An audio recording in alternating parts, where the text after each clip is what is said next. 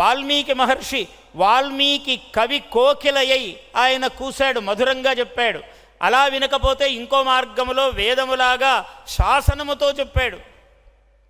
వాల్మీకేర్మునిసింహస్య కవితావనచారిణ శృణ్వన్ రామకథానాదం కోనయాతి పరాం గతిం.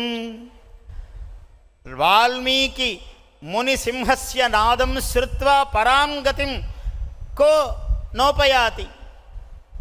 ఎవడు ఆ పర శ్రేష్టమైన గతిని చెందడు. ఆ నాదమే భీషణమైనది, శాసకమైనది. యద్వేదాత్ ప్రభు సంహితాత్ అధిగతం శబ్దప్రధానాచ్చిరం అన్నాడు.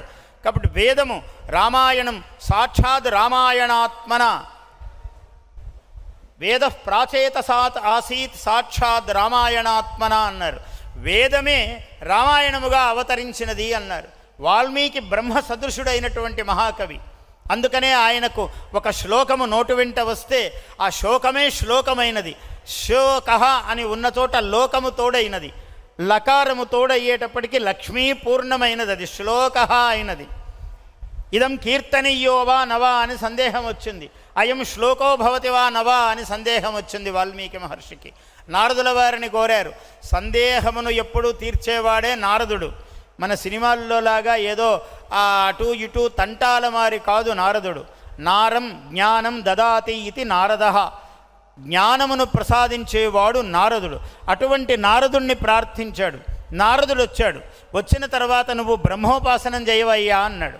చతుర్ముఖ బ్రహ్మను ఉపాసనం చేశాడు ఆయన. బ్రహ్మాదేవానాం పదవీ కవీనాం అని ప్రార్థించాడు. వచ్చాడు బ్రహ్మదేవుడు. ఏం కావాలి నాయన అన్నాడు. అంటే ఇది శ్లోకం అవునా కాదా, నా నోటిలో ఒక అక్షరము ప్రసరించింది స్వామి, ఇది ఏమిటి అని అడిగాడు. నిజానికి అది శాపప్రాయముగా ఉన్నది. ఆ శ్లోకము చూస్తే మా నిషాద ప్రతిష్టాంత్వమగమ శాశ్వతీ సమాహ యత్ క్రౌంచ మిథునాత్ ఏకం అవధీహి కామమోహితం. ఒరే బోయవాడా, నీకు శాశ్వతమైన సుఖము రాదు. కామమోహితమైన జంట పక్షులలో మగపక్షిని నీవు కొట్టి సంహరించినావు కదా, నీకు శాశ్వతత్వము రాదు. వాల్మీకి కావ్యములకే మొట్టమొదటి కావ్యము లోకములో. అటువంటి అసలు సారస్వతమునకే ఆది. ఇటువంటిది శాపాక్షరం అయితే గొప్ప అవుతుందా ఎప్పుడైనా? అలా కాదు. మానిషాద మా అస్మిన్ నిషీదతి ఇది మానిషాద అయం శ్రీనివాస. మానిషాద ప్రతిష్టాంత్వమగమ త్వమేవ ప్రతిష్టాం ఉపగచ్చసి. నీవే ప్రతిష్టను పొందుతున్నావు. ఇంకొక మార్గం ఇంకొకరికి సాధ్యము కాదు ఇది. యత్ క్రౌంచ మిథునాత్ క్రౌంచ ద్వీపాద్ ఏకః రాక్షసః అస్తి కశ్చన కామమోహితః తమ అవధీహి ఇతి.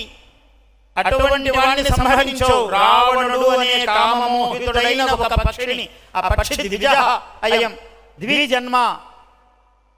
అటువంటి పక్షిని నీవు సంహరించావు కాబట్టి ఓ మానిషాద, ఓ శ్రీనివాస, నీ చరిత్రము శాశ్వతమవుతుంది, లోక గేయము జేగీయమానమవుతుంది అని అందులో ఉన్నది అర్థం. మచ్ఛందసాత్ ఏవతే బ్రహ్మన్ ప్రవృత్తేయం సరస్వతి అన్నాడు బ్రహ్మదేవుడు. ఓ బ్రహ్మ, ఓ సృష్టికర్త, నీవు నా వంటి వాడివి. నీవు నా అనుగ్రహము చేతనే నీ నోటి వెంట ఈ సరస్వతి ప్రసరించినది అని వాల్మీకి మహర్షికి ఆనతి ఇచ్చాడు మహానుభావుడైనటువంటి బ్రహ్మ. అక్కడి నుంచి రామాయణం ప్రారంభమైంది. Please subscribe to our YouTube channel. Like and share this video.